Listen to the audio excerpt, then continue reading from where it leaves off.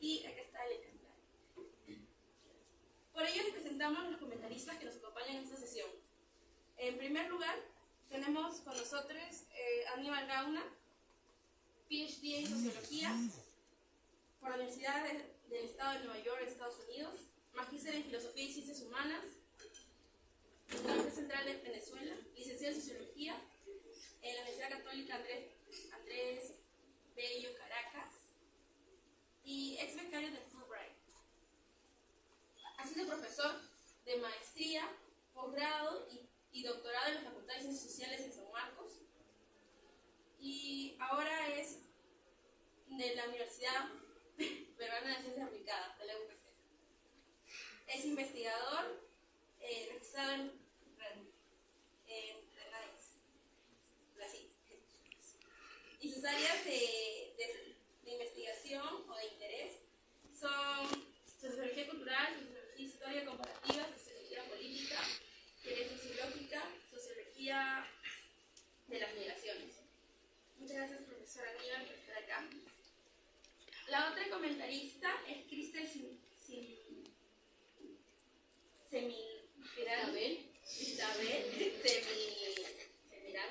Ese es el segundo nombre. Cartaya. Ella es socióloga egresada de la Universidad Central de Venezuela, con máster en estudios contemporáneos en América Latina y magíster de cooperación internacional de la Universidad Complutense de Madrid, con más de 10 años de experiencia en gestión de proyectos sociales y cofundadora y vicepresidenta de Beneactiva y secretaria de la Junta Directiva del CDR Nacional. De esta manera, en este espacio contará la exposición de un ponente como la ponente mencionada, y luego pasaremos para los comentarios del profesor Aníbal y Crista Belli. Y finalmente tendremos una ronda de preguntas por parte del público. Sin más que agregar, le damos pase a la ponencia.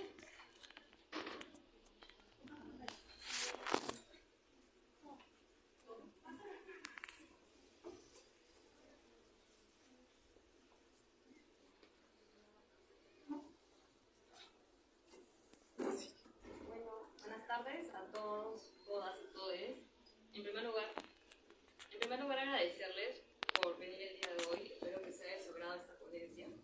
Le vamos a presentar un trabajo de investigación que fue producto del curso de Metodología para la Investigación Sociológica 3.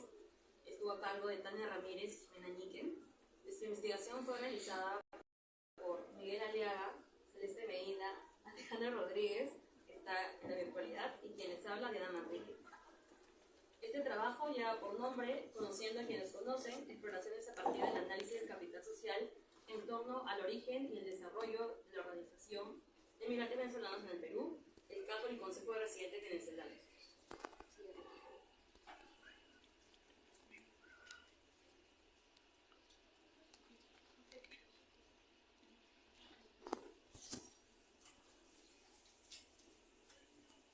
Bueno, en primer lugar es preciso aproximarnos a qué es el Consejo de Residentes Venezolanos. Es una organización que nace en el año 2020 con la finalidad de articular esfuerzos en beneficio de los venezolanos en el país. Así, a pesar de solo contar con 2 años de existencia, actualmente la CDR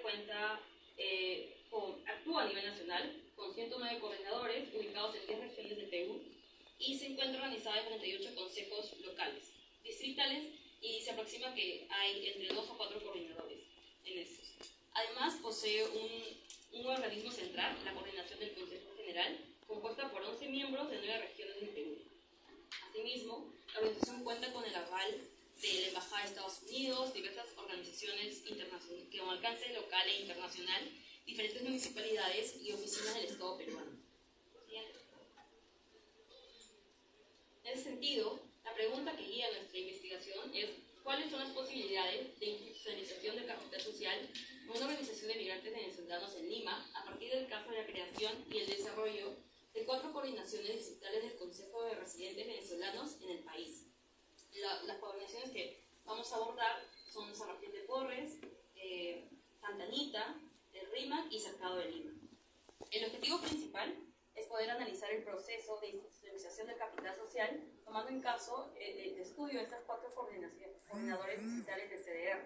Como subobjetivo tenemos el de poder describir los factores tanto internos como externos que tienen un papel relevante en el origen y el desarrollo del Consejo de Residentes Venezolanos. El subobjetivo 2 es poder identificar la relevancia del capital social y la trayectoria individual de los líderes en el inicio y en el desarrollo del CDR como una organización. Asimismo, el subobjetivo 3 es poder describir este impacto para el desarrollo del CDR que tiene la presencia del capital social tipo bridging and bonding. Bueno, en cuanto al estado del arte, pudimos identificar 2 principales vacíos. Que la literatura sobre las redes en la inmigración sur-sur se centra prácticamente en redes de apoyo y solidaridad, sin ahondar tanto en las organizaciones que tienen un reconocimiento más organizacional o institucional.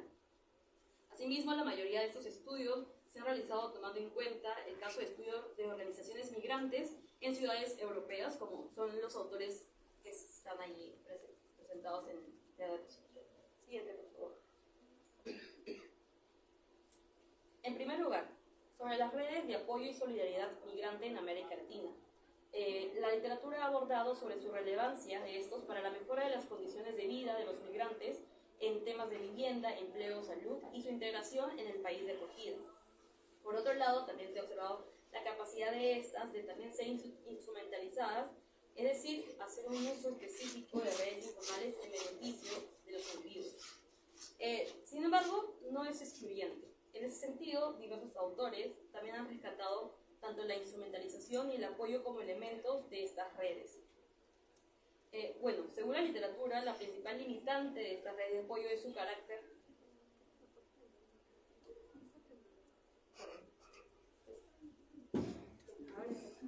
Perdón. Pero sí se me escuchó, ¿cierto? Ya, muchas gracias. Ya, bueno, todas que pasan. Ya, bueno.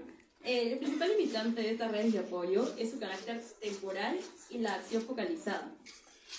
A pesar de ser estas fundamentales, son susceptibles en el tiempo y también se encuentran dificultades al momento de extender su acción.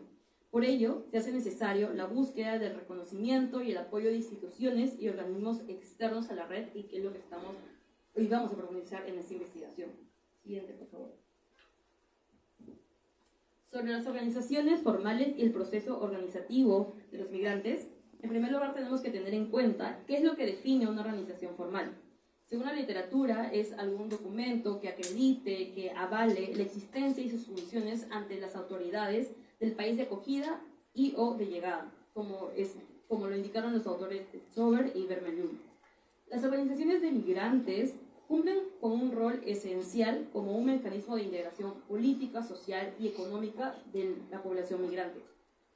Como se ha mostrado a raíz de diversas investigaciones, la participación de asociaciones de migrantes en España ha fomentado la inclusión de sus voces en toma de decisiones y planteamiento de políticas públicas. En ese sentido, la literatura rescata 2 tipos de organizaciones formales, por así decirlo, y que tienen un ratio de acción mayor para el reconocimiento obtenido claramente. Buscando responder cómo se está originando y qué nutre este proceso organizativo en determinado contexto específico, hemos identificado 2 respuestas. Las características externas, que básicamente es la estructura de oportunidad y contexto político en el lugar, en el país y en el espacio.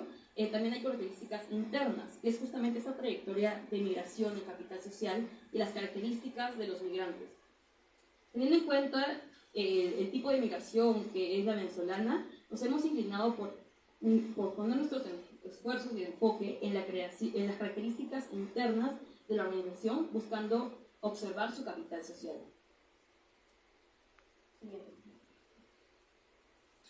En cuanto al marco teórico, nosotros estamos utilizando conceptos como capital social, el capital social individual, el capital social colectivo y el capital social bridging y el capital social bonding. En cuanto al capital social, Putnam menciona que se refiere a estas características de las redes sociales que mejoran la eficiencia y la productividad de los individuos. Los actores utilizan este capital como una inversión que disminuye las disimilitudes comunes y beneficia al conjunto de aplicarse bajo principios de confianza y asociatividad. En cuanto al capital social individual, básicamente es esto que se manifiesta principalmente en las relaciones sociales que tiene cada uno como persona, y el capital social colectivo o comunitario, en contraste, se expresa en instituciones complejas y con contenido de cooperación y gestión.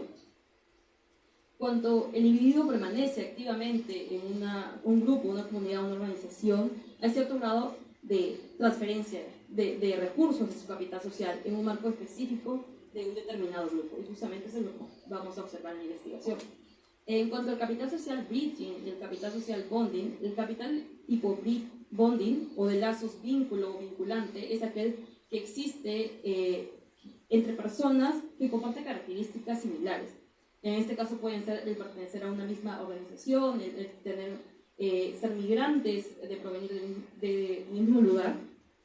Por otro lado, el capital de tipo bridging o de lazos puente es el que está presente en las relaciones fuera de la población y comprende a la organización y o que comparten una misma experiencia migratoria.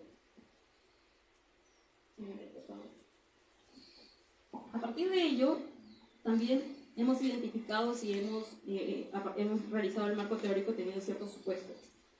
Si bien el inicio de una organización migrante se encuentra influenciada por condiciones externas, son las características internas de la organización, su capital social, las que pueden explicar su desarrollo y su evolución en el tiempo.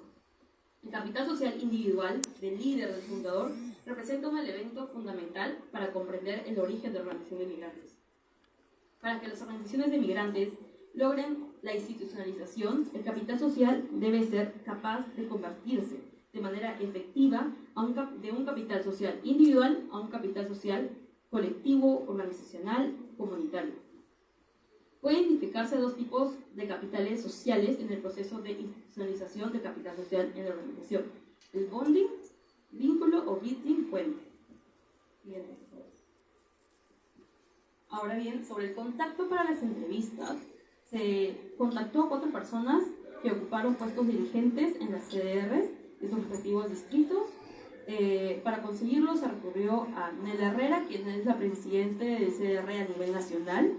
No se entrevistó a Nela por motivos de coordinación de tiempo y también que queríamos seguir una lógica de abajo hacia arriba en la medida de lo posible. Pudimos identificar ciertas limitaciones, que básicamente era una sola persona la que nos podía dar los contactos, y eso también hacía que tengamos que depender a la espera del entrevistado. También hubieron reprogramaciones por la calidad del internet, pero también hubieron oportunidades, que es la versatilidad de lo virtual, el poder tener acceso a cierta información relevante previa la entrevista, el poder tener una comunicación directa para reprogramar o programar las entrevistas. Y bueno, vimos la posibilidad de este efecto de bola de nieve para un futuro. Y bueno, también tener en cuenta que nuestro trabajo tiene un enfoque cualitativo, neopositivista e interpretativo. Bien. Ahora mi compañera va a seguir comentando sobre las reflexiones que obtuvimos. Sí. Estas son reflexiones preliminares que obtuvimos a través de las 4 entrevistas. Hemos como dividido la organización de estas reflexiones en 7 aristas. La primera de ellas son los datos y la trayectoria individual previa. Hemos considerado esta dimensión primero porque era importante observar el capital social individual de tantas las personas que habíamos entrevistado que habían seguido coordinaciones locales, ¿no? En ese sentido, lo que encontramos fue de que los 4 entrevistados tenían diferentes ocupaciones. Sin embargo, algo común era de que todos habían participado tanto antes de ser involucrados en la CDR como antes de venir al Perú, incluso en iniciativas que tengan un carácter colectivo, ¿no? Incluso ahí colocamos 2 citas. La primera de Yuleima Simpontes, que señala, ¿no? Las organizaciones sociales te ayudan a ser empático. La vida es efímera y estamos para dar el hombro al otro.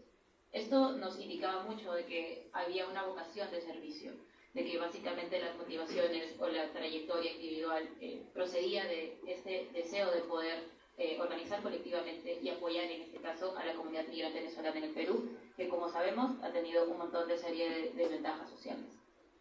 Siguiente, por favor.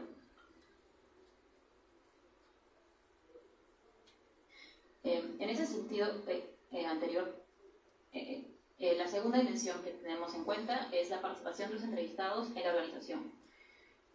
Los entrevistados señalaron que para ser dirigentes de sus CDRs digitales fue, de cierta manera, una expresión de su capital social ya poseído, ¿no? Y esta justamente labor social obtenida. Fueron dirigentes de la CDR nacional quienes contactaron a estas personas que ya pertenecían antes a otras organizaciones o justamente buscaban hacer labor social para así poder coordinar y orquestar una organización más institucionalizada y que pueda tener un alcance mucho más organizado, ¿no? En ese sentido, la participación se daba más o menos de buscar contribuir, pero dentro de los contactos que uno ya obtiene, ¿no? Ahí entre las citas que podemos observar es Fanny Alegre diciendo: necesitaba conocer a gente que conozca para poder ayudar, pensando esto como un radio expansivo, ¿no? Entonces la membresía de estos dirigentes fue mediante justamente un reclutamiento, no fue quizás mediante una convocatoria o quizás mediante una postulación, sino básicamente es como un ratio de acción que se pasa de boca a boca, que puede ser personas identificadas que hacen labor social en ciertos contextos locales. Siguiente, por favor. En ese sentido, ya pasando un poco más a la historia del CDR que podemos ahondar en las entrevistas, los entrevistados nos señalaron que esta surgió como una iniciativa de la Embajada de Venezuela en Perú. Varios nombres fueron mencionados como muy importantes, entre ellos Carlos Kuhl, Nancy Arellanos, Nela Herrera, quienes los entrevistados consideraban que los ayudó mucho a poder suplir necesidades coyunturales y que puedan observar el potencial que puede tener un consejo de residentes local, ¿no? En ese sentido, como que también es importante considerar que la CDR surge en el 2020 en un contexto pandémico. Entonces, al poder ser incluidos era una opción, fue una oportunidad importante para que estas personas puedan seguir expandiendo su acción en un contexto donde obviamente es muy limitado. Siguiente, por favor. Otro elemento importante en la historia de la CDR es el proceso de formalización. Esta comienza a suceder cuando la Municipalidad Metropolitana de Lima se interesa y es contactada con el Consejo del Cercado, ¿no? Entonces, tras diversas reuniones, el 13 de enero del 2021 se formaliza la primera CDR. La Municipalidad de Lima incluso lanzó una noticia, fue como que un elemento importante. A partir de esa formalización es de que varios consejos distritales comienzan a actuar de la misma manera con sus respectivas municipalidades. Ahora, el resultado es de que no todas las CDRs en todos los distritos han podido formalizarse. Por ejemplo, nos tocó el caso del RIMAC, donde nos señalan que a pesar de tener el papeleo necesario y poder haberse inscrito, aún no han obtenido una respuesta positiva para esa formalización. Sin embargo, la formalización es muy importante para los dirigentes. Mencionan que esta formalización tiene un impacto positivo que les ayuda a desplegar de mejor manera sus actividades, que actuar bajo cierto rango de regularidad, que ya se diferencia un poco a estas redes simplemente de apoyos que habíamos visto en un inicio, que simplemente es quizás ayudar a migrantes del barrio que uno conoce, sino que hacer una ayuda más institucionalizada. Es por eso que la formalización termina siendo un elemento importante para este Consejo de Residentes. Siguiente, por favor. Entonces, sobre el desarrollo de la organización, lo que podemos identificar es de que siempre se señalaba la importancia de la formalización, ¿no? Eso les había permitido desplegar tanto diferentes campañas, como eventos, como acceder también a diversas actividades que ofrecían las municipalidades. Hemos colocado ahí, por ejemplo, dos citas. La primera de William Palma, que es que la formalización ha sido un fenómeno muy positivo. Y la de Fanny Alegre, que es la dirigente del RIMA, que menciona que como no han sido no han sido formalizados, están como frenados como CDR, que no despliegan el potencial que podrían tener. Siguiente, por favor. En ese sentido, ya adentrándonos a las actividades y logros, vemos que han desarrollado 3 principales actividades. La primera son actividades de regularización migratoria, la segunda son jornadas de asistencia médica y la tercera son gestión de apoyo para familias vulnerables, ¿no? En ese sentido, para poder alcanzar de nuevo estas 3 actividades, poder lograrlas, algo importante que destacan es la legalidad de la organización, ¿no? También encontramos justamente, y adentrándonos un poco más con estos tipos de vínculos para desplegar las actividades, es que estas han sido coordinadas con otras organizaciones, como son la OIM, OCACIBEN, Beneactiva, y que de hecho estas organizaciones también tuvieron un rol importante para capacitar a los coordinadores locales y que ellos sepan cuáles son los elementos que tienen que presentar para ser formalizados, como de cierta manera transferir estos conocimientos, institucionalizar estos capitales también. Siguiente, y ya voy cerrando también. La anterior, por favor. Entonces, ya también para ir cerrando, estaba este elemento consideramos importante, que es la transferencia del capital, para poder observar qué tanto estos capitales individuales que tenían estos líderes locales, estos conocimientos, podían ser atribuidos a toda la organización. Entonces, ahí tenemos elementos resaltantes, ¿no? Como por ejemplo la existencia o prevalencia de un estatuto, el deseo de que esto sea como que formalizado, que pueda establecerse cierto proceso adecuado, tanto para la convocación de miembros como la elección de coordinadores.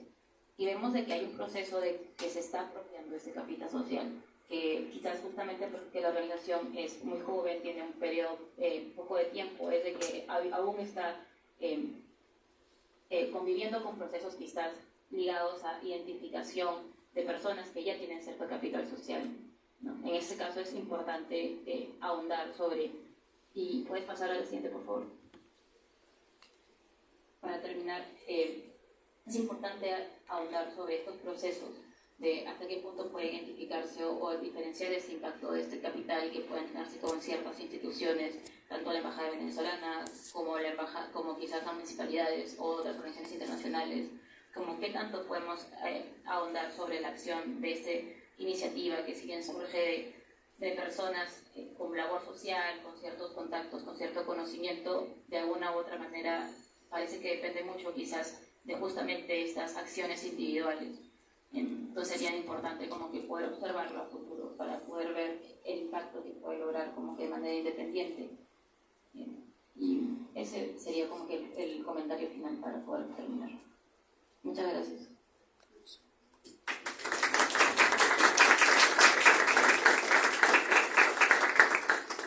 Muchas gracias, Alejandra y Ana Manrique. Realmente este tipo de investigaciones ayuda a poder visibilizar algunas entidades que no han sido visibilizadas, ¿no? Y a la vez vamos a pasar con los comentarios del profesor Aníbal Gauna. ¿Sí? ¿O como prefieren? ¿Sí? ¿Está bien?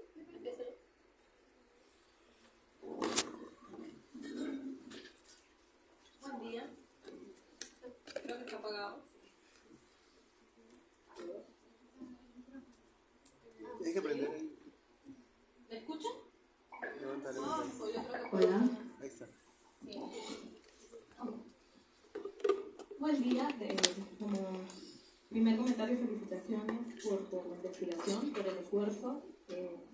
Además, como venezolana, además estudiante además de sociología de la migración, como ustedes, celebro que hagan investigaciones sobre el fenómeno migratorio venezolano en la región latinoamericana, que es un fenómeno inédito, intenso y muy corto, y que bueno, creo que van a venir muchas investigaciones de esta índole, y felicito además la iniciativa por empezar la investigación en el Perú sobre estos temas y sobre las organizaciones migrantes. Voy a hablar en tres momentos, ¿no?, de cosas que me gustaría comentar.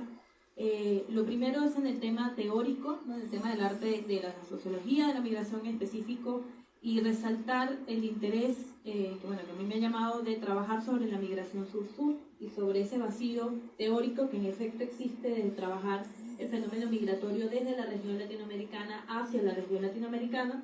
La mayoría de las investigaciones ciertamente están en las organizaciones que están haciendo vida, fundamentalmente latinoamericanos en España cuando es en el habla latina, o otros fenómenos en otros idiomas cuando hablamos de teoría de la migración o fenómenos migratorios o corriente migratoria, ¿no? Por lo tanto, vuelvo otra vez a celebrar de que reflexionemos sobre las olas migratorias que se están dando al interno de nuestra región y hablar un poco sobre el fenómeno migratorio venezolano en particular y sobre sus organizaciones sociales.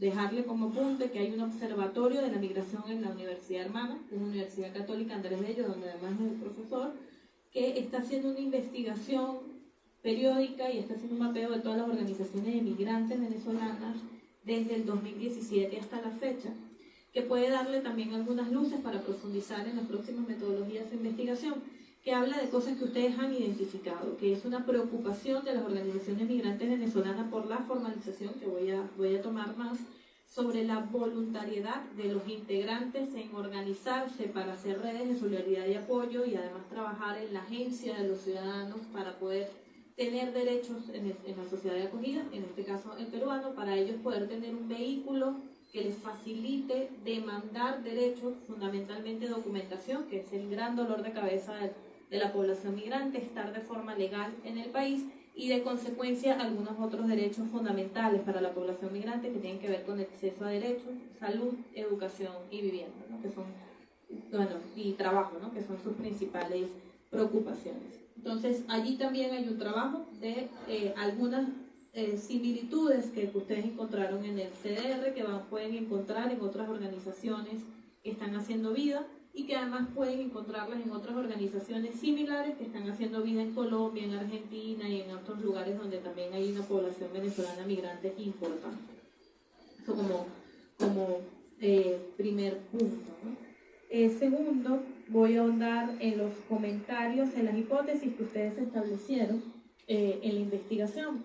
La primera es que las organizaciones migrantes, en particular el CDR, de la cual me voy a permitir contar algunos cuentos porque soy parte de la fundadora de esta organización desde la Coordinación Nacional, efectivamente nació como un factor externo, nació por la necesidad desde la embajada representante de la Asamblea Nacional en la época de Juan Guaidó, importante decir que no tiene nada que ver con Nicolás Maduro ni con el régimen, sino que tenía que ver con este momento político donde en Venezuela Juan Guaidó era reconocido como presidente y hubo un reconocimiento diplomático de su embajador en el Perú.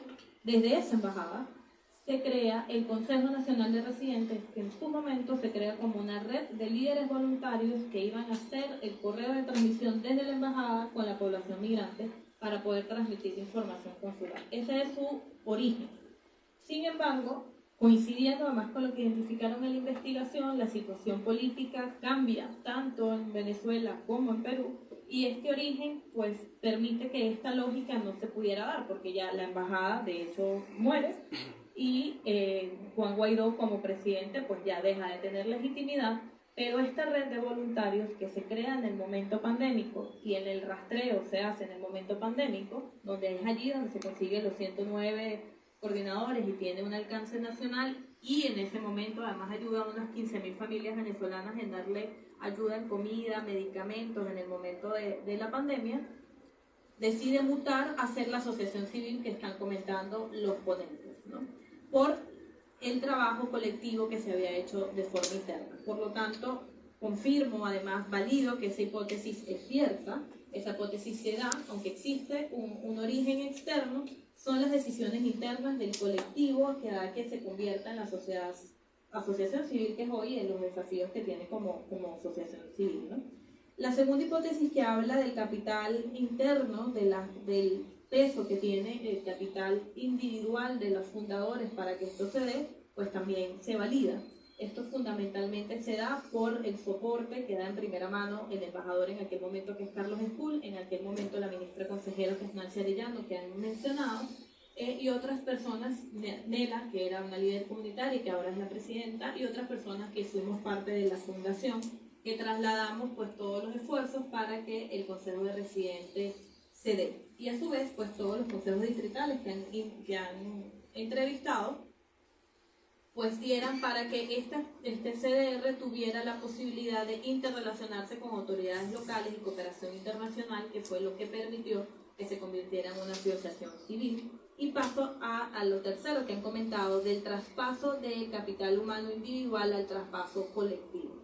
Y allí debo decir que está el desafío que también he identificado del Consejo Nacional de Residentes. Si ven, desde el Consejo Nacional hemos hecho un intento de formalizar, y estamos en una segunda ola, de formalizar los consejos distritales, de que se conviertan en un capital social colectivo. Es cierto que es un desafío latente que todavía tenemos. Parte el éxito, el mantenimiento de la asociación civil, parte de la capacidad que hemos tenido de forma individual en darle vida a la asociación civil, y además en que otras organizaciones de las cuales somos parte, en mi caso por ejemplo Benectiva, Nancy Arellano también es de parte de Benectiva, Nela es de Ocasiben y otros, Fanny es de otra organización llamada Trabajando en el Perú, Jonathan es de Cáritas, etcétera, pues que hemos hecho un esfuerzo de tomar esfuerzos de las organizaciones a las cuales hacemos vida para fortalecer también el CDR. Eso es un desafío presente, es un desafío de cómo trasladar e institucionalizar el CDR de forma propia. Estamos trabajando, de hecho, en cómo resolver esa contradicción. Y que es parte también de cómo resolver que no dependan los distritales de este capital individual semicolectivo que hemos construido desde el nacional, ¿no? Es parte como de las investigaciones y de los temas a resolver. Temas importantes también que no se han mencionado, la capacidad social de estos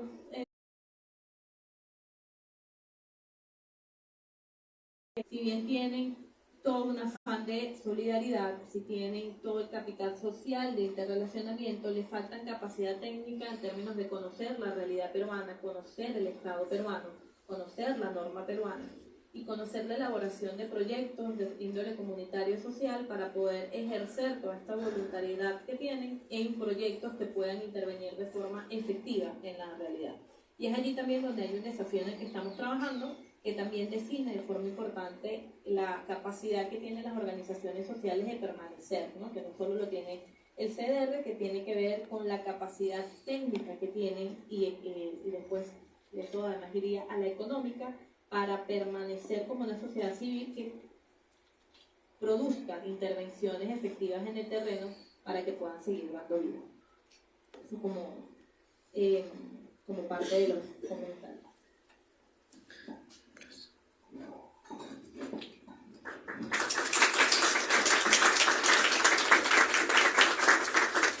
Muy interesante lo que acaba de comentar la comentarista Cristal. Le damos paso al profesor Gabriel. Pues, ante todo, yo quiero unirme a la celebración y felicitación de Cristabel. Pienso que, ante todo, es un fantástico trabajo que están haciendo. Lo entiendo y lo leí como algo en proceso, no es algo culminado. Antes de llegar allí, pues también quiero agradecer la invitación. Para mí estar acá significa mucho, pues no se lo imagina. Me llena de vida, como dicen, y celebro que tengan este espacio para discutir sus trabajos. Porque, y aquí voy a ir aterrizando a la discusión específica sobre su paper, parte de la cultura académica significa que sometemos durante el proceso de desarrollo de nuestro trabajo, y yo me voy a enfocar mucho, como ustedes ya se pueden dar cuenta, en el aspecto propiamente académico. Entonces, significa, ¿verdad?, exponernos a un público, seguir trabajándolo, y en ese sentido quiero que se entienda lo que yo voy a comentar. Voy a hacer bastantes comentarios, pero ello no quiere decir que yo piense que el trabajo no es bueno. Eso es lo importante. Pienso que es muy bueno y pienso que tiene una muy buena orientación, pero voy a hacer varios comentarios con el objetivo de que ustedes puedan, desde mi punto de vista, y ustedes pues decidirán, ¿no?, orientarse hacia una publicación.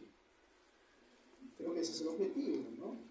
Entonces, bueno, con eso en mente es que yo he hecho estos comentarios y por eso, como de repente no sé si va a ser el malo de la película, entonces, pero quería estar al final, por eso pero no, por favor, Diana Celeste, Alejandra y Miguel han hecho un gran trabajo. ¿Okay? O sea, que eso quede claro. No lo digo por retórica, por decirlo, no son palabras vacías. Muy bien, entonces un poco más al grano, porque ya se me ha venido la mitad del día. Para comenzar, ¿verdad? Uno se interesa en un caso por alguna razón personal, ¿no? le llama, le motiva, y comienza a familiarizarse con él, le interesa. Y entonces genera información sobre esto. Eso es un nivel, y es muy relevante, y es muy útil, y es muy importante generar información sobre los casos que nos interesan. Pero otro nivel es cuando nosotros queremos generar teoría sobre el caso. Y yo entiendo que un artículo como un paper, que es hacia donde ustedes están inclinando, nos lleva a generar teoría sobre el caso.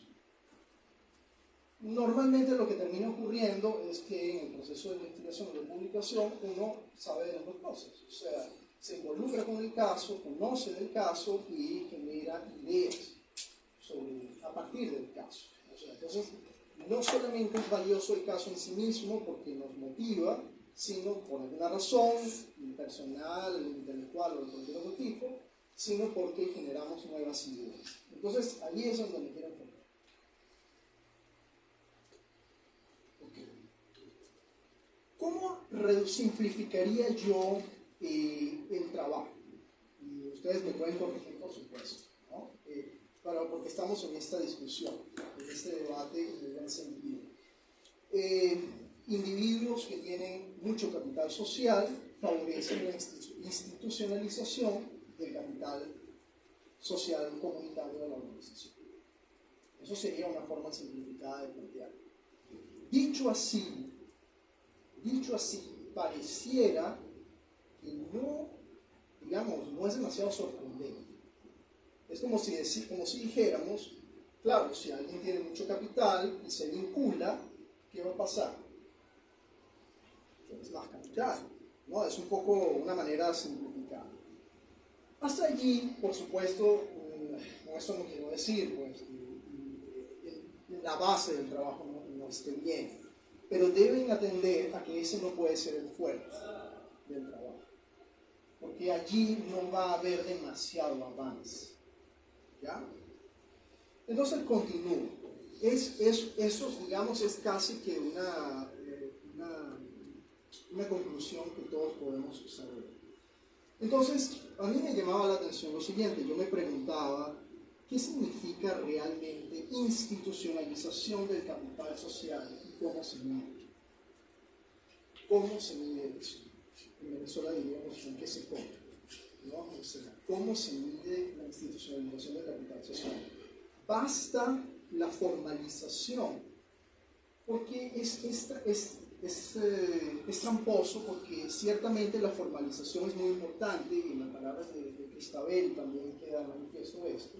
La formalización es muy importante, pero uno puede formalizar, digamos, recurriendo a instituciones que ya existen, como los marcos jurídicos, y no necesariamente haber institucionalizado algo.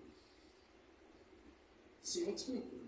Entonces allí habría que atender con mucho cuidado qué significa institucionalización del capital social y cómo lo están midiendo.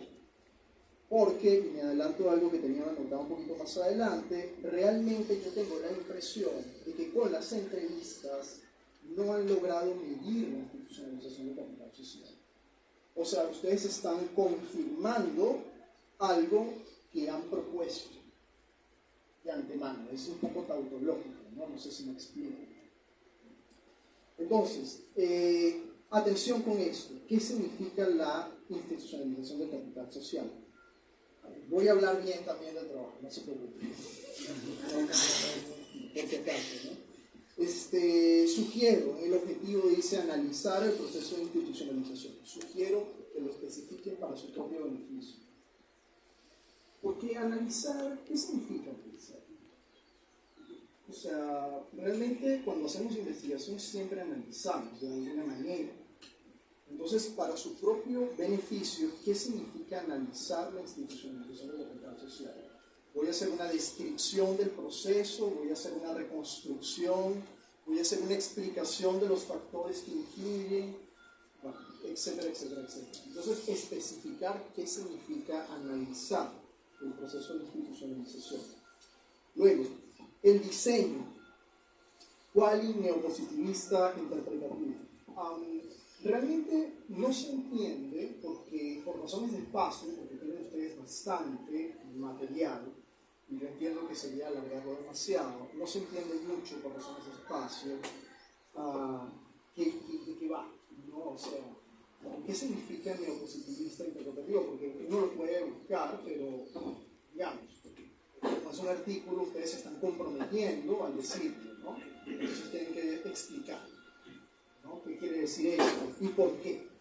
¿Y por qué este diseño? Lo más relevante al final es por qué yo elijo este diseño. ¿Por qué este diseño es mejor para lo que yo estoy haciendo? ¿Ya? Revisión de la literatura. Ustedes saben que yo tengo algo con este tema porque no es un asunto de este paper, sino es algo que yo veo con frecuencia. Yo creo que el hecho de que la literatura sea europea, y yo añadiría estadounidense probablemente, ¿no? No es en sí mismo un vacío. Sí, tenemos que hacer investigación en América Latina, pero después tenemos que decir desde el punto de vista teórico por qué es que es diferente el resultado de que yo estoy llegando. Esa es mi propia visión. Porque ¿cuál es el problema de esto? Uno puede asumir, ¿verdad? Todos sabemos que en las diferentes partes las cosas se hacen distintas.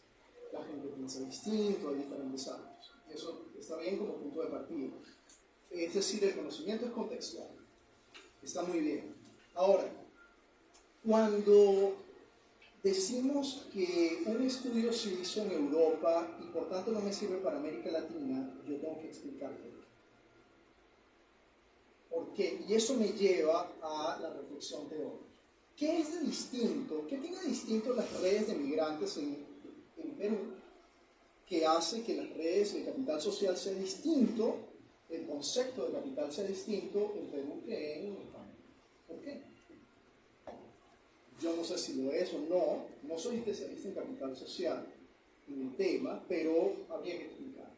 ¿Okay? Eso respecto a ese punto. Me voy a ir apurando porque no me queda mucho, ¿verdad? A mí me parece, y aquí voy a hablar bien.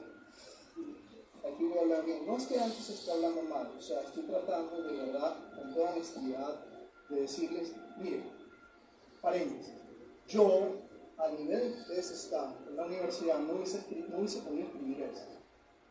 O sea, quiero que así me tomen lo que estoy diciendo. O sea, no tenía, o sea, no estaba, no tenía esa formación o esa capacidad. Así que quiero que lo tomen de esa manera, con lo más positivo posible. ¿Qué me parece que puede ser una fortaleza para que ustedes desarrollen?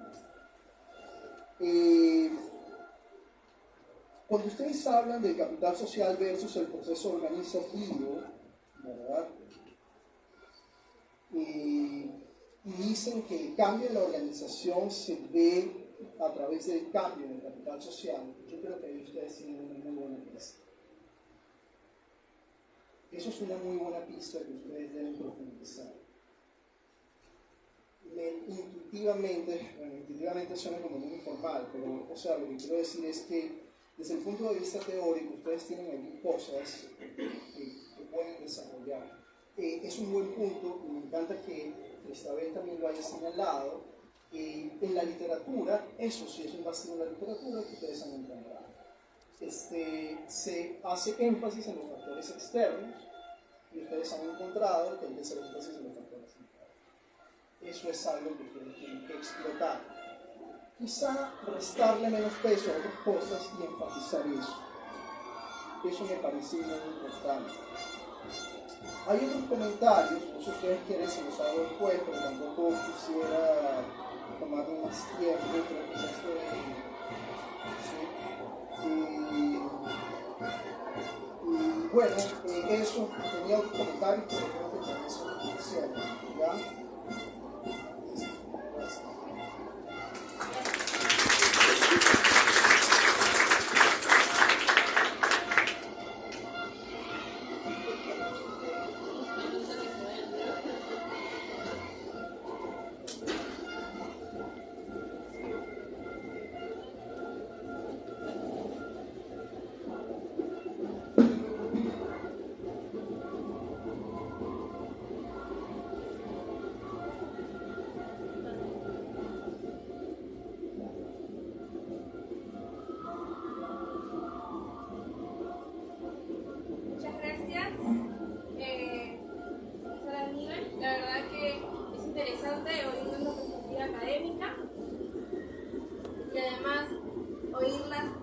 ventajas y desventajas de oír las ventajas y las desventajas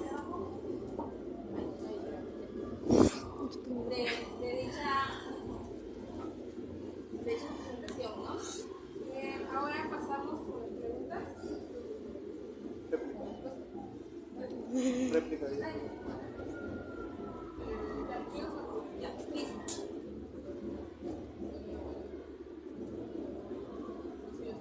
Hacia arriba.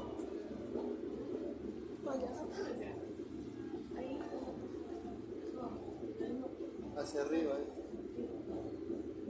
Tiene que estar arriba. ¿Se me escucha? Sí, sí, sí. ¿Se me escucha ya?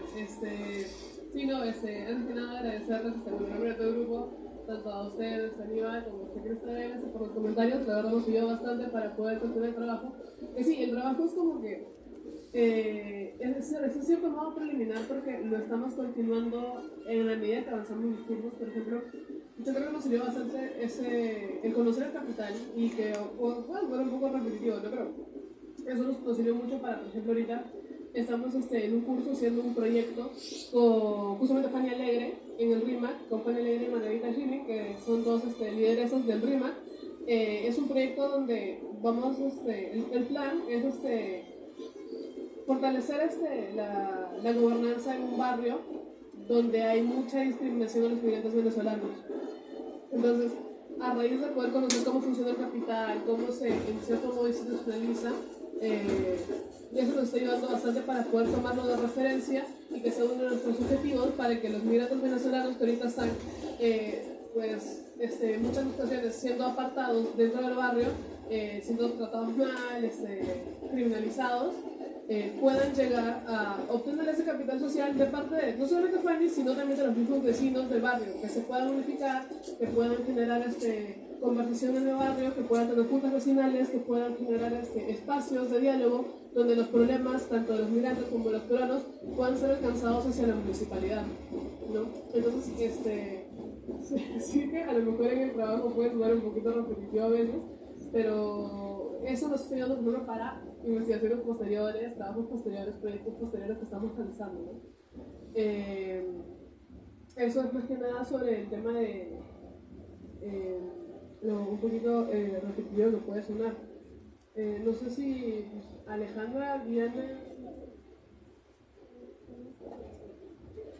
Sí, bueno, primero agradecer los comentarios de ambos. De hecho, como también saber estos datos que nos comentó la primera comentarista sobre la CR, pues siempre son buenos, ¿no? Para reflexionar, y creo que algo importante es no olvidarnos de que estamos como siguiendo un proceso, ¿no? Es importante dar a conocer las experiencias y más allá quizás de que nuestro trabajo trataba de solamente como englobar la organización de una forma muy abstracta, sino más bien centrarnos en un caso particular que es el complejo de residentes y más o menos observar a través de él ciertos y discutir, ¿no? Ciertos conceptos como la intencionalización del capital social que el segundo comentarista justo nos mostró y eso es muy cierto quizás de que al final como termina siendo un concepto que no queda suficientemente claro. Creo que eso es algo que muchas veces pasa cuando tratamos de colocar conceptos y traslaparlos quizás a experiencias concretas y reales. Pero creo que más o menos el trabajo sí deja algunos parámetros para poder ir viendo la institucionalización del capital social y creo que al final sí damos ciertas conclusiones sobre si este proceso se está dando o no tanto, en qué medida, ¿no? El primer elemento era justamente sobre la institución del capital social, era tratar de observar primero si es que el capital social de los líderes fundadores podría atribuirse al capital social de la organización. Y más o menos como mostramos los hallazgos mediante este caso, vemos de que están en un punto donde hay esfuerzos por traslaparlos quizás al momento colectivo o a la organización en general, pero que aún hay como que ciertas trabas, que se depende todavía mucho quizás del capital social del líder fundador. Al final, entonces, este primer elemento es en un proceso de transición. El segundo elemento, mediante el cual tratábamos de definir los parámetros de institucionalización del capital social, era observar de que no solamente quizás haya lazo o capital social bonding, que es justamente este capital social que solamente es un vínculo, ¿no? Por así decirlo, organizaciones muy similares, sino que también hay un vínculo bridging, es decir, puente, que te permita expandirte. En el caso de la CR observamos de que sí se cumplía, porque en este caso organizaciones quizás funding, habíamos identificado las organizaciones que ya mencionó también la primera comentarista, como Benetiva o otras organizaciones de migrantes, que son quizás, por así decirlo, cumplen cierto rol parecido a la CR, pero sino también de que la CR tenía este capital social como British, es decir, que tenía vínculos con la Municipalidad de Lima, con Embajada, que estaba buscando como que ampliar esta red y no quedar. Entonces, este segundo elemento de la internacionalización del capital social en una organización también lo observamos, ¿no? Básicamente estos dos elementos son los cuales tratábamos de medir, por así decirlo, este proceso. Quizás también para responder un poco otro comentario del segundo comentarista, sobre el enfoque neopositivista, es cierto quizás que no lo aclaramos mucho y eso quizás fue un error también, como que mientras no puede explayarnos un poco más, pero nos referíamos básicamente a que estábamos tratando de observar quizás procesos que habíamos observado o que habíamos partido, o ideas que habíamos partido desde la teoría cuando comenzamos a leer quizás sobre el proceso organizativo de los migrantes, sobre todo en ciudades europeas. De ahí fue donde identificamos este vacío, ¿no? De que quizás no se estaba tomando en cuenta una migración muy importante aquí en América Latina, que era la migración venezolana, ¿no? Entonces quizás son conceptos que hemos tratado de tomar, o ideas que hemos tratado de tomar quizás desde la teoría, porque a diferencia quizás de un enfoque mucho más experimental y que no es tan positivista, no hemos partido directamente de las entrevistas o de una observación de campo, ¿no? Sino que más bien hemos partido de la teoría y hemos tratado de comprobar nuestras hipótesis luego con el caso, ¿no? En ese sentido, como, es algo que por transparencia académica creímos importante mencionar, ¿no? Que es un enfoque quizás justamente que trata de colocar conceptos. Después también como muchísimas gracias de nuevo por los comentarios, creo, y por también las anotaciones o nuevos como investigaciones para usar, porque de nuevo como que enriquecen mucho el trabajo y como mencionó Miguel, al menos como que nuestro interés a partir del trabajo no es solamente como quizás dejarlo en académico, sino quizás justamente dar a conocer las organizaciones venezolanas o importancia colectiva, de la acción colectiva para tratar de vincularlos quizás con procesos que están sucediendo en la realidad, ¿no? Y denotar algo muy importante que es la acción al final, ¿no? La acción concreta. De nuevo, muchas gracias y con eso creo que he terminado de responder los comentarios. No sé si mis compañeros quieren añadir algo. Hola, bueno, en primer lugar también agradecerle a ustedes como comentaristas, porque siento que este trabajo nos ha ayudado, pues, aparte de la dedicación del tiempo, pues están envueltos con esa afinidad que le tenemos al tema, sobre todo a Alejandra y Diana, que están como más vinculadas con ello, pero en sí yo creo que solamente quería reafirmar lo que iba en la línea de lo que estaba comentando Alejandra en este último punto, que si bien creo que se entiende su crítica de que tiene esta, al menos como se puede entender tautológico, porque lo comprendo ahora, al menos en la forma en la que lo está planteando, sí todo se deriva del enfoque neopositivista, que es como queríamos hacer ese contraste de lo que dice la teoría, que dice que como que hay que alcanzar lo que es real, ¿no? Pero para poder hacer ese contraste, entonces nosotros como que planteamos la hipótesis y a raíz de eso queremos ver si en verdad era el caso con el CDR que estábamos estudiando. Y aparte de eso, también creo que lo veíamos como cimiento para observar cómo, en el caso de las personas migrantes, se puede observar una naturaleza hasta relacional, es decir, cómo frente a vulnerabilidades sociales, cómo actúan las personas que están llegando a un nuevo territorio en este proceso de querer adaptarse, y también como las respuestas que tienen en este proceso para poder institucionalizar esos esfuerzos y de la misma forma poder compartirlos organizacionalmente. Creo que también por haberlo planteado de esa forma se entiende esto pero no es la única manera ver los esfuerzos institucionales, porque frente a las resistencias también, o frente a las estrategias de resistencia a las vulnerabilidades, también nace lo que es los esfuerzos formales, las estrategias como más sociales. Pero nuestro enfoque fue irnos acerca de cómo en sí los sujetos que estaban migrando se organizaban también frente a las múltiples crisis que se estaban juntando, que tanto como la crisis migratoria y lo que estaba llegando de la crisis de la pandemia. Pues así podríamos en un caso específico ver cómo esta organización pudo resurgir, y a pesar de como lo que fue la caída que quien lo había fundado pues ya no pudo continuar porque así fue una iniciativa, pero que así retomaron los propios líderes y que a partir de eso también los líderes empezaron a crear sus propias estrategias. Fue como esos esfuerzos que estaban comentando justo Alejandra con lo del capital social de Brigitte Bonding, que es, creo que vamos retomando a lo de la última crítica, o más bien una apreciación que fue que nos dimos cuenta que al final estos como iniciativas organizacionales que como que deslumbran en que nosotros nos tenemos que enfocar cómo funcionan internamente más que las influencias externas, pues sí, eso sí, ¿no? Como es una especie de retroalimentación entre a quienes están accediendo y quienes van a poder acceder a todas estas ventajas que se van a obtener, ¿no? Así que en base a eso queríamos como sentar estas bases teóricas porque en sí son como reflexiones preliminares, como justo poníamos en la diapositiva, pero que sí creo que son valiosas, sobre todo porque es algo que está sucediendo y sobre todo con personas que como siento que se tienen que reconocer sus esfuerzos para afrontar lo que estaban viviendo. Y no solamente eso, sino como para poder compartirlo con muchas más personas, porque cuando tuvimos esto del acercamiento mediante entrevistas, pudimos como presenciar de que no solamente existían como dificultades al momento de querer hablar con los municipios, sino que ellos mismos se presentaban alternativas entre ellos. Y es como impresionante que se formen como una especie de distintivos o como sujetos a los cuales se puede y se sabe que se puede recurrir a partir de este nombre que va a ser como SDR. Así que creo que por esa línea nos íbamos.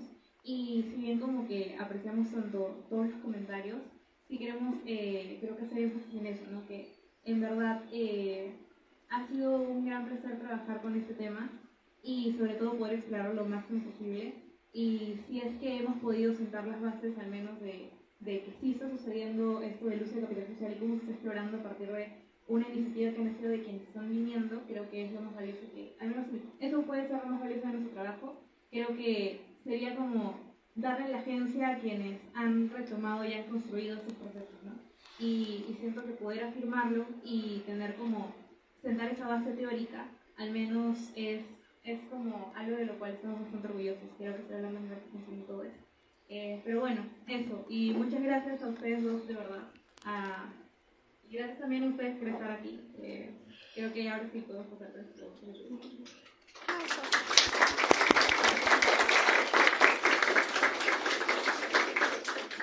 Sin nada más que agregar, vamos a pasar al momento de las preguntas. El micro no se alcanzar hasta el fondo. No sé si podría levantar la mano y hablar con usted, por favor. ¿Alguien? ¿Alguna pregunta?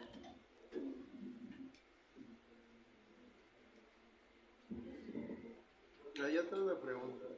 Mencionaron que en el proceso de formalización con la municipalidad, o sea, hasta donde había entendido, se logró y creo que hay un vínculo, ¿no? Ese vínculo luego se desarrolló un poco más.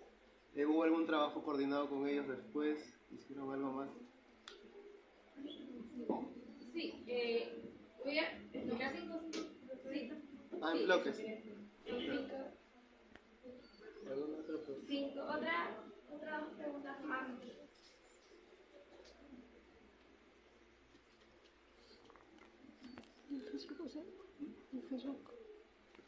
¿Por qué le mandas esas preguntas?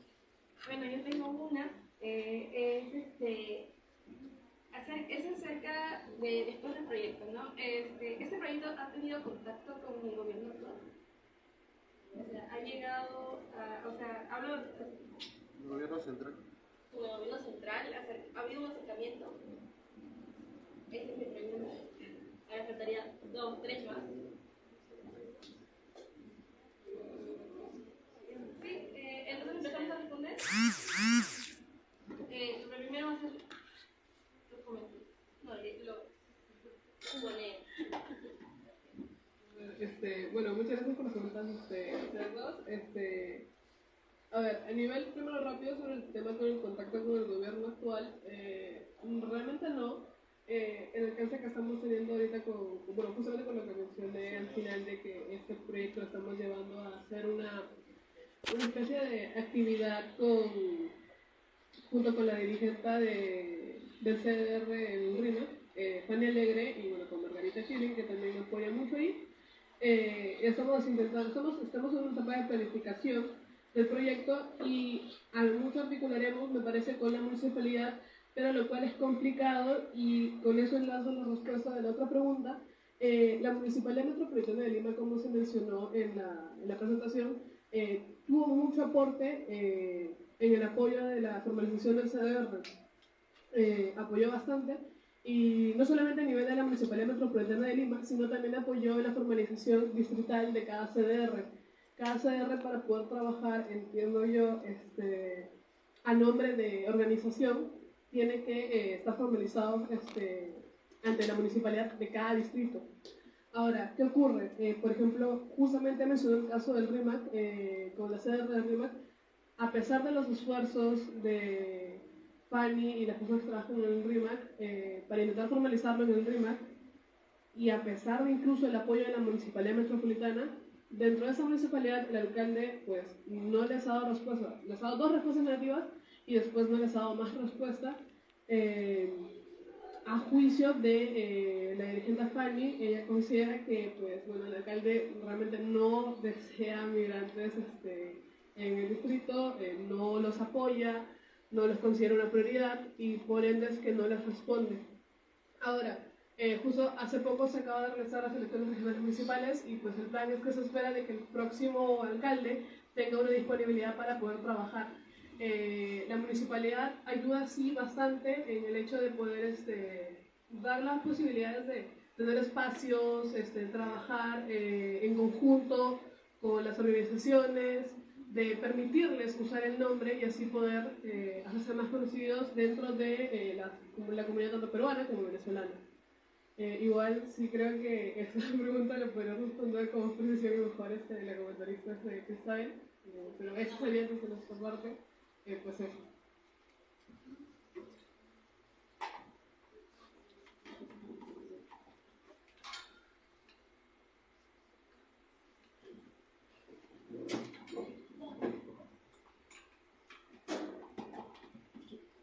La formalización del Consejo Nacional de Residentes de forma distrital que comentaban los muchachos en el 2021 nació de un proyecto que hizo la municipalidad desde la Gerencia de Participación Social con el PNUD, que quería formalizar no solo los CDR, sino las asociaciones civiles dentro, marcado en el RUOS, ¿sí? De legalizar o formalizar asociaciones de poblaciones vulnerables, se legalizaron cualquier otras, que tuvieran capacidad y agencia al frente a la municipalidad para que participaran en el presupuesto participativo de la municipalidad. Es como en el marco donde el CDR aprovecha la oportunidad para legalizar el mayor número de consejos distritales, que en ese momento, además, o la salvedad, en ese momento ya no eran 40 y tantos, eran un poco menos, porque la alta rotación que tiene la población migrante dentro del Perú también ha variado en la densidad que ha tenido los consejos.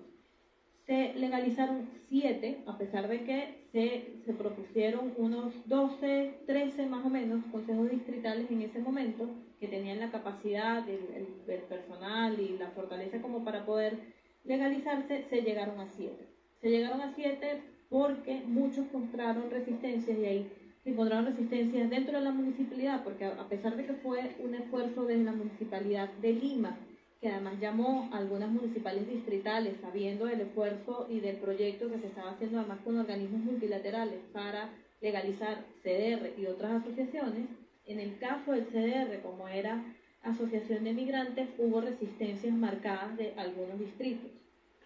Rímac, San Miguel, Villa El Salvador, Villa María del Triunfo, Los Olivos, recuerdo, fueron distritos que bajo algunas estrategias de no, te falta un papelito, te faltan 2, te faltan 3 y ya no te respondo, aquí hablando mal y pronto, como decimos, pues no se dio, no se concretó la legalización. Y aquí, como dijo el chico, ato a la segunda pregunta que también voy a añadir. Parte de las contradicciones o los desafíos que tenemos dentro del Consejo Nacional de Residentes es la resistencia que existe a la organización o existencia de la población migrante desde el ámbito público. La xenofobia que puede existir, resistencia o miedo a la población migrante y refugiada, hace que las autoridades locales sientan temor de tener acciones que favorezcan a la población migrante y refugiada por miedo al rechazo político que puede tener dentro de la población de acogida. Entonces, hemos tenido muchas experiencias de acercarse a las autoridades locales con algunas iniciativas, pero por temor de que los vecinos se molesten de ayudar a la población migrante, pues se resisten a favorecer, legalizar o hacer acciones en que estemos involucrados.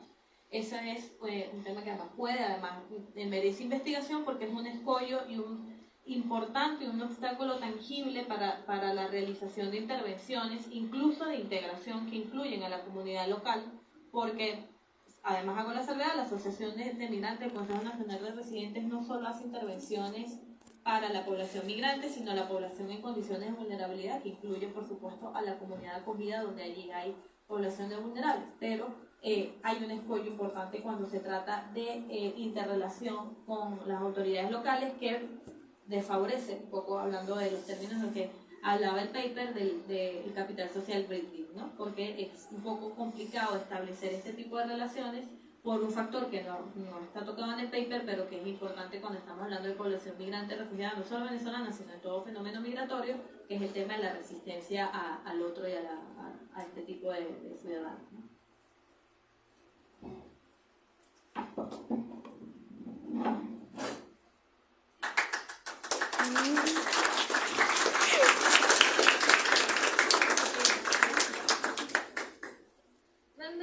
Gracias por las respuestas. Creo que hay dos preguntas más. Sí. Tres. Ya. Listo. Empezamos con Molly, luego con Diego, empezamos con Pablo y luego la compañera. Listo. Primero, yo trabajo, en mi trabajo interactúo constantemente con inmigrantes latinos en los Estados Unidos y puedo notar que de cierta manera han formado colonias al punto de que han vivido en los Estados Unidos 20 años y no hablan nada de inglés porque nunca han tenido la necesidad de hacerlo. Entonces, siempre que se puede relacionar eso con los inmigrantes venezolanos que tenemos en Perú, que también tienen sus, en Perú tienen sus consejos, en Estados Unidos también los deben tener, pero en algunas ocasiones se les ignora o sus pedidos de ese tipo de formalización no son atendidos tampoco. Entonces, quería preguntar si es que creen que lo que han encontrado aquí en esta investigación se puede trasladar, se puede aplicar a este otro caso, que es como derivar algo pequeño de Venezuela a Perú a algo grande de Latinoamérica a Estados Unidos. Sí, empezamos con Diego. Bueno, sí, si bien es cierto, el trabajo que está presentado es uno el cual estudia la migración venezolana y su formación de grupos dentro del mercado del país. Si mal no recuerdo, el profesor Gauna también tenía un estudio en migración, pero de el proceso entero de migración, no me acuerdo exactamente el año, pero más bien quería saber si es que habían tenido contacto con este estudio, si el profesor Gauna tiene algo, comentarios en relación a esos dos, porque es como que el estudio mostró que es uno más interno de visualización y de composición interna, para ver cómo se relacionan los dos tal vez. Bueno, yo tengo dos comentarios, preguntas muy breves que de repente pueden dar ciertas luces sobre cuestiones que han visto de manera somera o quizá pueden ampliar. Lo primero es con respecto al concepto de capital social, que tal cual lo han formulado, me parece que es correcto, pero entendiendo que capital social alude a vínculos sociales que se pueden convertir en recursos para determinadas, digamos, actividades o acciones ya sea colectivas o individuales. En ese sentido, me parece que podrían ampliar un poquito más, tal vez, el espectro político, digamos, de la coyuntura en la cual se crea esta organización y qué ocurre, como bien lo mencionó Isabel, ahora de que, bueno, el contexto político en el cual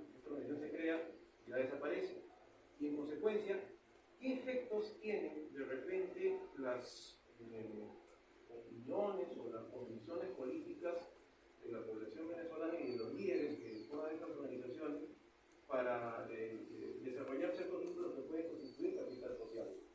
Porque hay que entender también que, en parte yo no soy un especialista, pero conociendo lo que ocurre en Venezuela y cómo es que se ha construido un capital social desde aquellos que apoyan al régimen y aquellos que se enfrentan al régimen, definitivamente tiene que haber algún tipo ahí de conexiones o más bien enfrentamientos.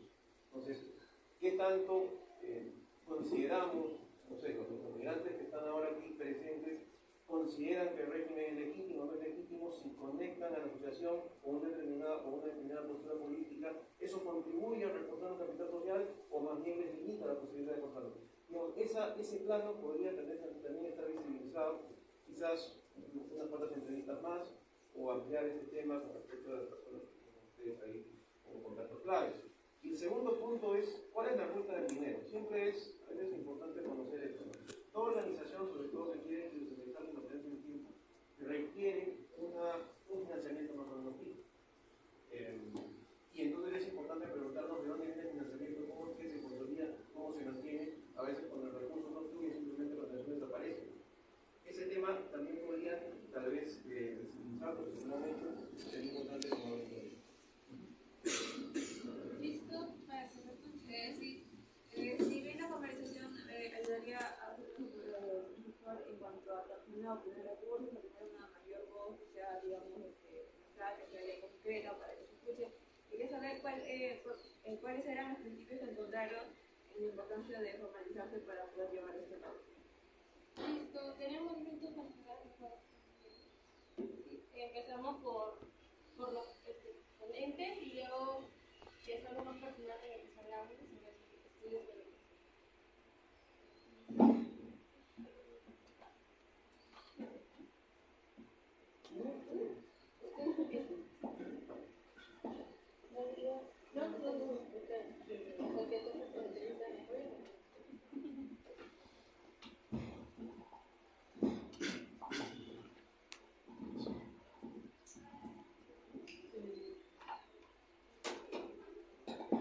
Gracias por las preguntas nuevamente. Con respecto al caso de Estados Unidos, si se podría aplicar un poco el caso. Bueno, creo que realmente, como asimismo también vimos trabajos de migraciones en Europa, migraciones también en Sudamérica, tenemos muchos de esos trabajos de migración de, por ejemplo, Perú, Bolivia, Chile, Argentina, creo que de eso vimos bastante. En todo caso, como que es importante para poder tener una pauta previa a la hora de realizar un trabajo o aplicarle un caso, pero realmente no sé si sea como que aplicable ese específico con el contexto norteamericano. Sí que igual en el caso de aquí hemos podido ver que pues siempre es necesaria la relación con las personas del país de acogida, ¿no? En este caso con las personas de Perú, porque de lo contrario eso limita en muchas ocasiones el desarrollo personal, laboral, social, de todos los ámbitos de los migrantes, ¿no? Entonces, eso sí es importante siempre de cara al hecho de que si, por ejemplo, pueden formarse comunidades o barrios únicamente de personas migrantes venezolanas, eso sí, por las mismas estrategias también de poder conseguir vivienda, que es muy complicado también en Perú, por el hecho de, bueno, más que nada en Lima, por la poca planificación urbana que muchas veces hay en la ciudad. Con respecto a los comentarios si tiene una carga política las organizaciones disidentes, creo que de eso un poquito les puedo hablar mejor Cristabel, pero a priori de las entrevistas que obtuvimos, en todo momento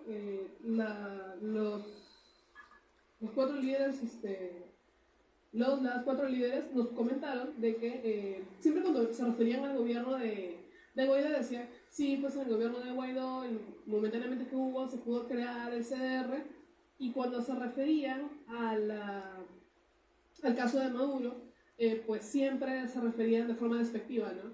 Siempre decían como, bueno, tenían formas de decir que, bueno, no voy a decirlo por la situación del espacio, pero no era de apoyo, ¿no?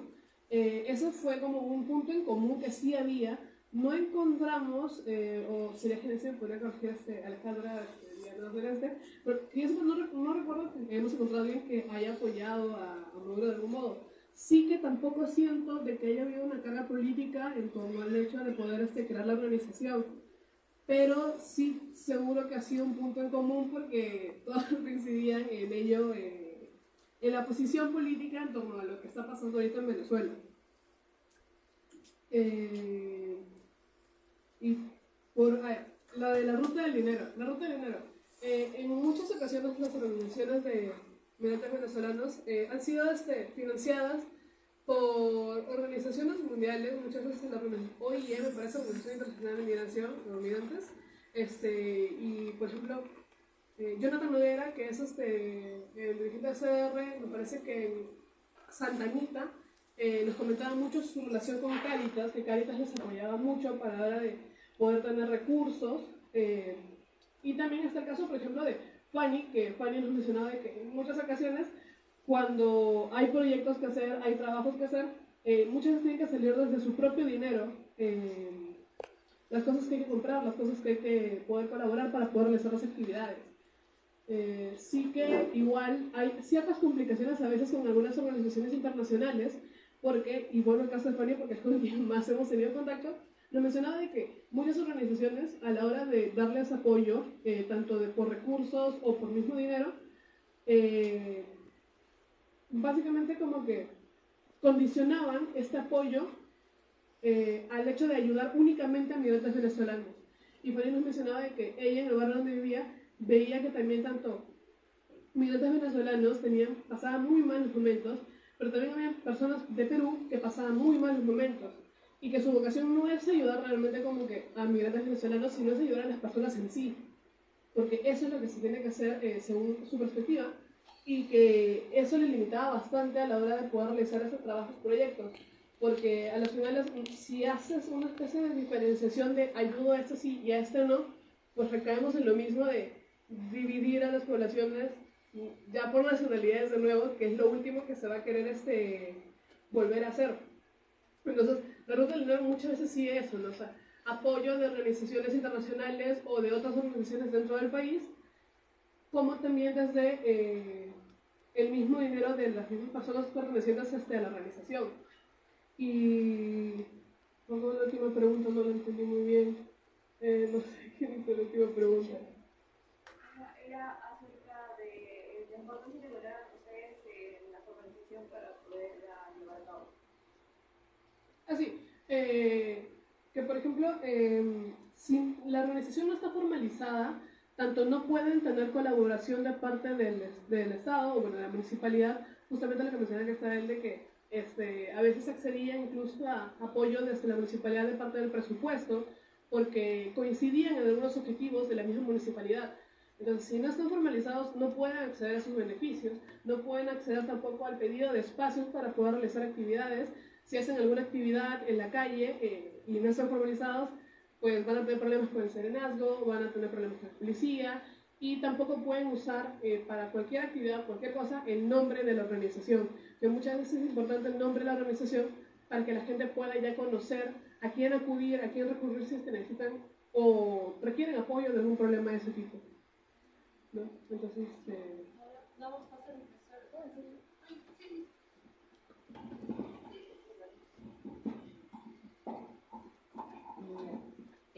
sobre la primera pregunta, que era básicamente si es que se podía replicar para el caso de Estados Unidos, creo que justamente me hizo acordar al estudio que había estado leyendo.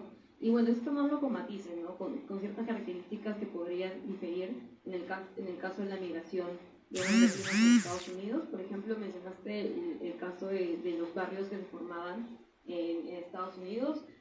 Justamente, según lo que iba leyendo en la averiguación para este trabajo, no había, las estadísticas estaban indicando que existía esto de barrios migrantes, pero sí hay percepciones por parte de los mismos venezolanos en esta formación de grupos, en un espacio que encuentran que más migrantes están recibiendo también, pero no existe como en un barrio migrante de por sí, sino es, y también por las mismas características que mencionó Miguel sobre Lima. Pero sí, sería tomarlo con ciertos matices y características propias. Sobre lo que mencionaba Santa, sobre la formalización del CDR, sí, justamente creo que mi compañero ya mencionó un poquito más sobre cuál sería la importancia, pero también me hizo acordar bastante a lo que se encontraba en las entrevistas, ¿no? Que también era, aparte de la ayuda que puede existir por parte del organismo como la municipalidad para realizar sus actividades, también está esto del reconocimiento, que también pusimos bastante énfasis, en el reconocimiento hacia la labor que vienen realizando como organización y el alcance que quieren llegar. Me acuerdo hasta el momento algo que nos mencionó la entrevistada, que era, yo iba representando a la CDR y sabía que me iban a abrir las puertas para poder realizar tales actividades. Entonces hay bastante esto de poder reconocer su labor y reconocer que la formalización les permite también tener esta visión de poder llegar y poder seguir, como Miguel mencionó, realizando sus actividades y también apoyando a la población local. Ajá. Y bueno, es un punto que quería tocar y bueno, sí. Bueno, para comenzar, nuevamente Alejandra, Silvestre, Diana, Miguel, disculpen si los he hecho sentir mal. Eso es lo primero. Quiero si estamos con mente abierta a lo que se ha propuesto y la intención es mejorar de cada una publicación. Eso es todo. Ahora, respecto a lo que Juan preguntaba, realmente a mí me dio mucha curiosidad, fíjense cómo son las cosas. Yo no he trabajado, no estudié propiamente la migración venezolana, fíjense. Yo estudié a los peruanos que rechazan a la Venezuela. Eso fue lo que me llamó la atención. Claro, para eso tuve el gran apoyo de mis queridos estudiantes de San Marcos, porque yo no lo hubiese podido hacer solo. La razón es obvia, ¿no? Nada más a lo largo, ¿no? Y sí, lo que yo estaba tratando de explicar era los diferentes niveles de rechazo, porque cuando ustedes preguntaban, preguntan, pero creo que hubo un momento más álgido del rechazo, que no es necesariamente ahora, o sea, fue bastante más fuerte, justo antes de la pandemia. Lo digo hipotéticamente, no estoy 100% seguro de eso. Y entonces a mí me llamaba la atención, ¿verdad?, que había los diferentes tipos de justificación, o sea, las justificaciones que las personas daban al rechazo, ¿no? Y entonces yo quería explicar los diferentes niveles, pero eso hubiese requerido un estudio de encuesta, pues a nivel, por lo menos Lima, ¿no? Y yo solo no podía hacerlo, evidentemente. Entonces yo hice entrevistas. Fue difícil porque el objetivo como estudio cualitativo era entrevistar a personas tipo, o sea, aquel que más extremadamente rechazara la migración venezolana. Y no era tan fácil que alguien pidiera una entrevista así, ¿no? Entonces, claro, sin embargo, hubo resultados muy interesantes y yo propuse un modelo sencillo, realmente no es nada del otro mundo, explicando los diferentes niveles de rechazo. ¿No? Por ejemplo, ustedes recuerdan, seguro han escuchado hablar de la cortina y la aporofobia, ¿no? Que es la cortina es una filósofa española que tiene un libro que se llama Aporofobia, que es el rechazo al inmigrante pobre. Recomiendo leer el primer capítulo, o los dos primeros, porque después se va por una línea biológica del cerebro, y bueno, no sé, como sociólogo, me parece un poco extraño llegar a explicar el rechazo a la migración de esa manera, ¿no? Entonces, pero lo cierto es que la aporofobia, yo encuentro que es solamente una de las categorías, ¿verdad? Tú tienes otro tipo de rechazo que también se vincula a, por ejemplo, no me interesa si tienen recursos, no me interesa si tienen educación, no me interesa recursos económicos, quiero decir, no me interesa si están trabajando, si no son delincuentes, si se portan bien, no me interesa, no lo quiero. Entonces, xenofobia total. Simplemente la presencia del otro me es intolerable. Luego habían otros niveles, ¿no? El otro nivel era, por ejemplo, el de la porofobia, que me parece un nivel bastante alto, porque era el que decía, sí, que se queden, pero solamente si tienen dinero y educación y no envían dinero a Venezuela. Entonces era como, bueno, ¿cuántos en eso? Entonces es un rechazo bastante generalizado. Y así, ¿no? Entonces yo más o menos establecí unas 5 categorías, pero es un modelo hipotético que habría que probar, pues, con un estudio de encuesta ampliado. Pero, digamos, al menos teóricamente tiene algún sustento, ¿no? ¿Y qué explicaba las diferencias entre los niveles? Bueno, una cuestión muy sencilla, ¿no? Lo tomé de la teoría de la influencia social, que es de la psicología social, y que venía a explicarte algunas cosas. Bueno, si tú... ¿Cuál era realmente, que no es un gran descubrimiento, pero cuál era el rechazo absoluto? El rechazo absoluto se daba a personas con bajo nivel educativo en el sector informal de la economía.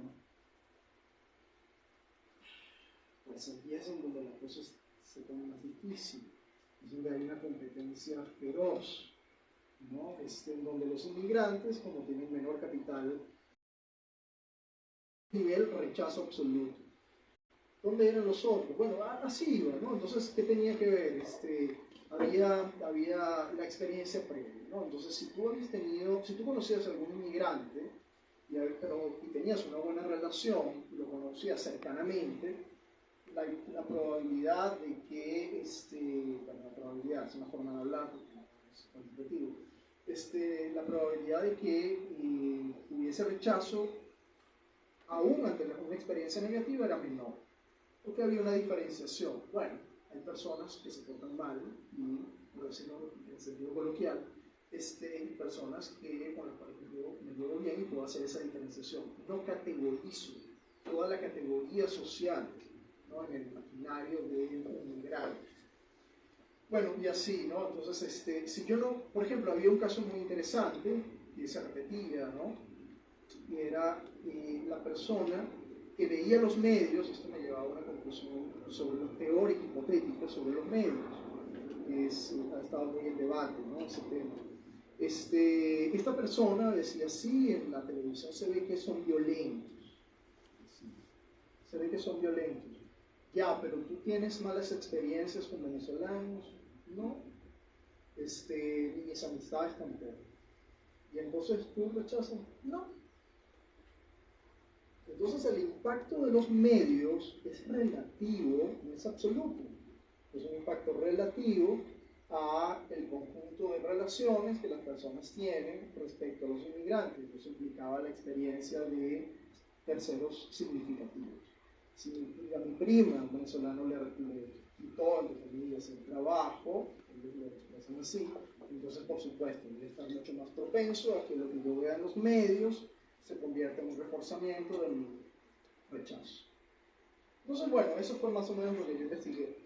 No sé de alguna manera si podría ser complementario, porque esto es otro tema, pero bueno, eso es lo que... Gracias.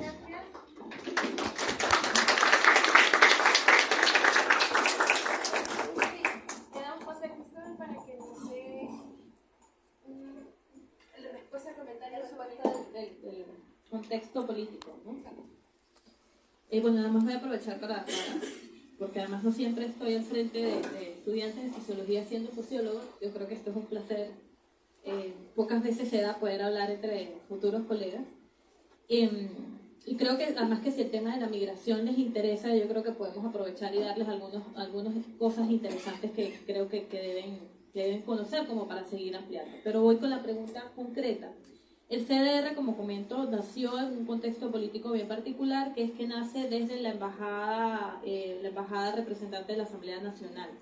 Por lo tanto, los líderes identificados o mapeados desde este espacio fueron personas que estaban ganadas a la gobernatura de Juan Guaidó y que tenían un rechazo natural al régimen de Nicolás Maduro. Por lo tanto, la mayoría coinciden, y en efecto fue consciente, la mayoría de los líderes comunitarios identificados eran personas que estaban en contra de la dictadura.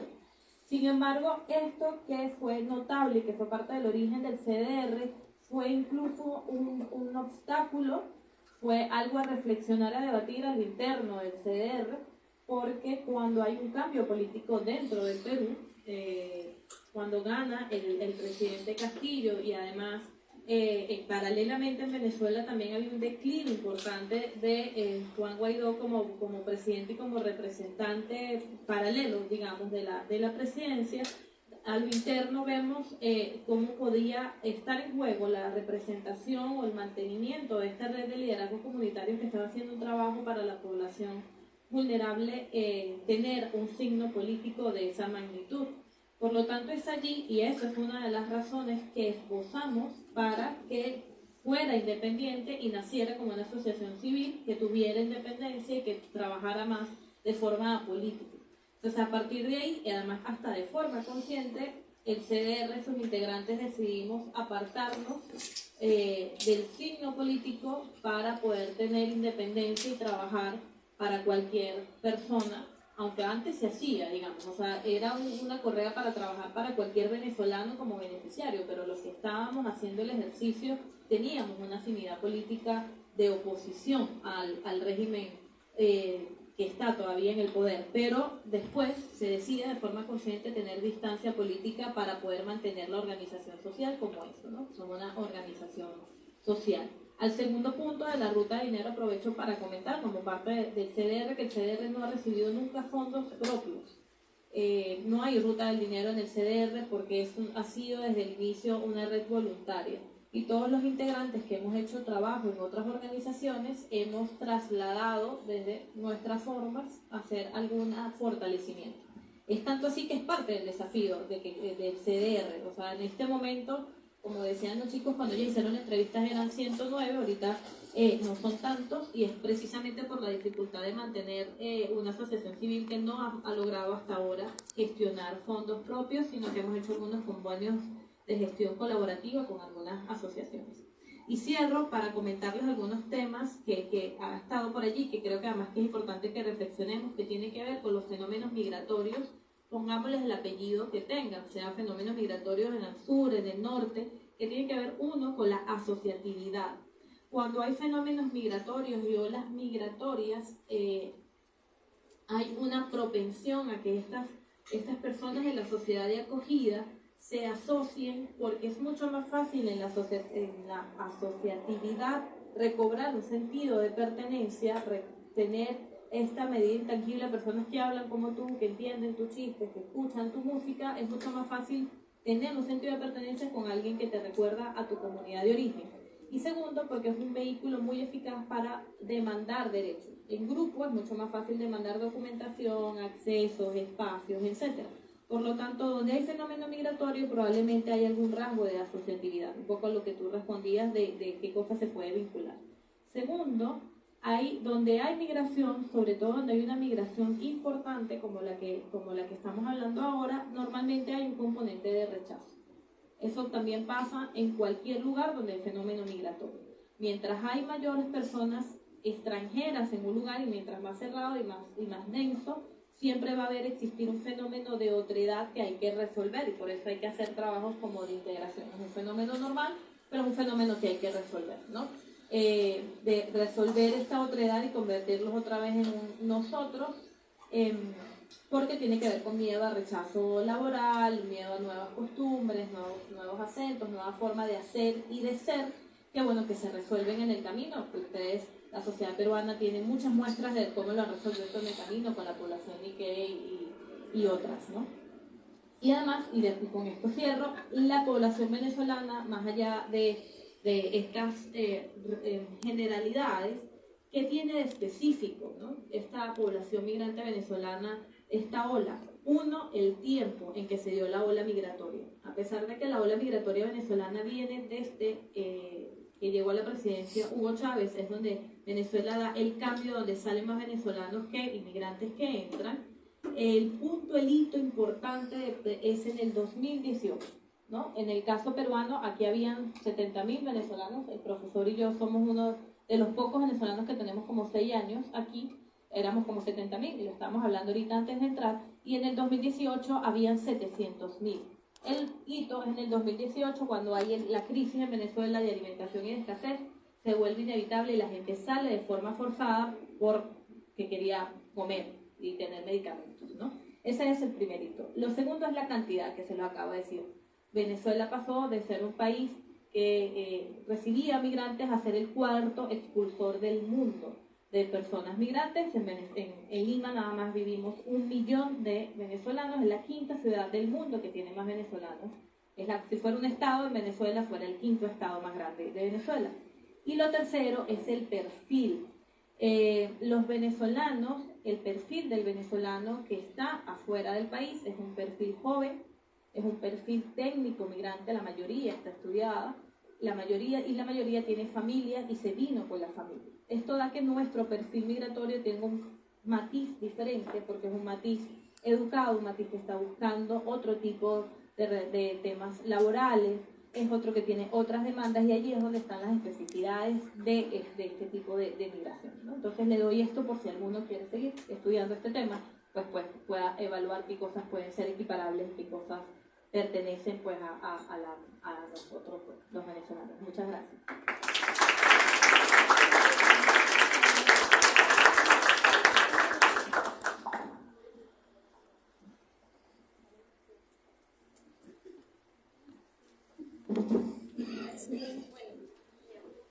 Muchas gracias a los ponentes, a los comentaristas. Realmente este tema nos vamos a ir de acá con otra perspectiva.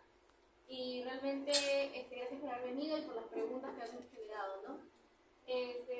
Damos cierre ya a esta ponencia. Palabras de cierre, ¿cuál sería? ¿Sería máximo 2 minutos? Sí, cualquiera.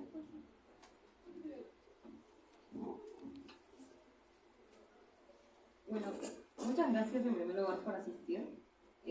Me quedo sorprendida con la cantidad de personas que han venido y también por interesarse en este tema tan relevante. También agradecerles a los comentaristas. Admiro su trabajo que viene realizando y también me va a ayudar bastante justamente en lo que mencionaba de la xenofobia o el rechazo. Y con lo que comentaba justo con los medios, que capaz no tiene tanta conectividad a lo que hemos venido realizando con ese trabajo, pero sí para el proyecto que venimos realizando con compañeros de curso, que justamente abordamos cómo los medios tienen esa influencia en la población en cuanto a percepciones. Y en serio, muchas gracias por los comentarios, nos va a ayudar bastante para la continuidad de ese trabajo, que es lo que buscamos, y seguir estudiando este tema tan relevante. Y también los invito a todos a que investiguen y fomenten la investigación sobre temas como la migración venezolana y también estudios de caso, como pueden ser organizaciones desde los propios migrantes. Y bueno, básicamente eso. No sé si mis compañeros quisiera decir algo. Aplausos.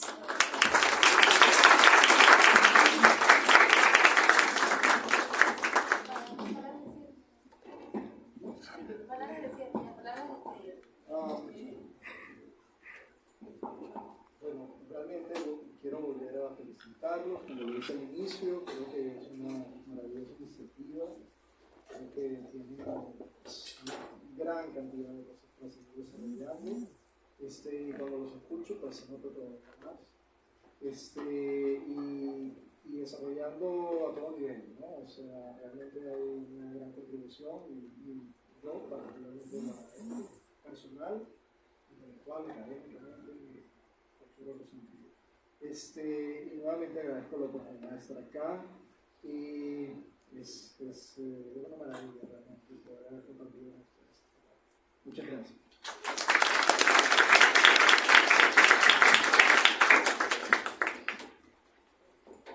Como les comentaba, comento la alegría de estar al frente de estudiantes de sociología, personas que se preguntan qué es lo que está pasando, por qué está pasando, nada lo tienen naturalizado y celebro que tengan esa inquietud.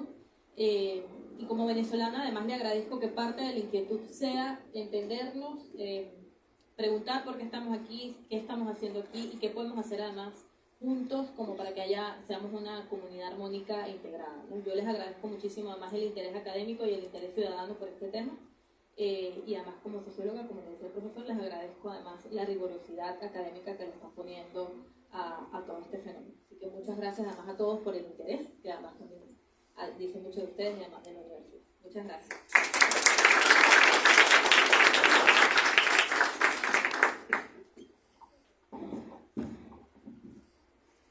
Con esto damos cierre a la ponencia del día de hoy. Sin más que hacerles recordar que el día de manera virtual va a estar la mesa 8, donde hablaremos sobre meritocracia y el activismo.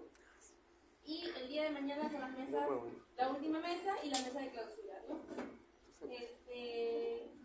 Sorteo, pasamos por sorteo. Ya, primero los recorridos.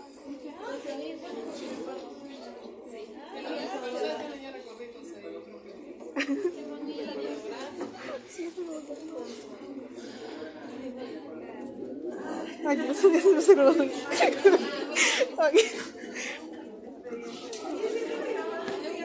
Ay, no se lo. Sorteo.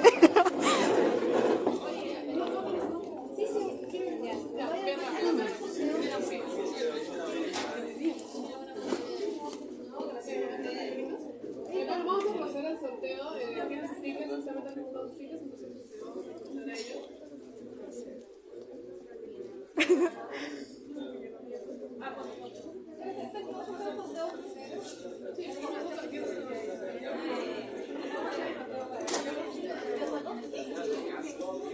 Ya, vamos a hacer el sorteo. 54.93.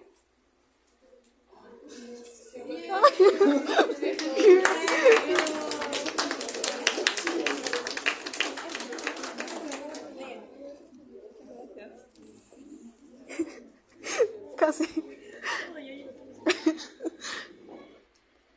54.66.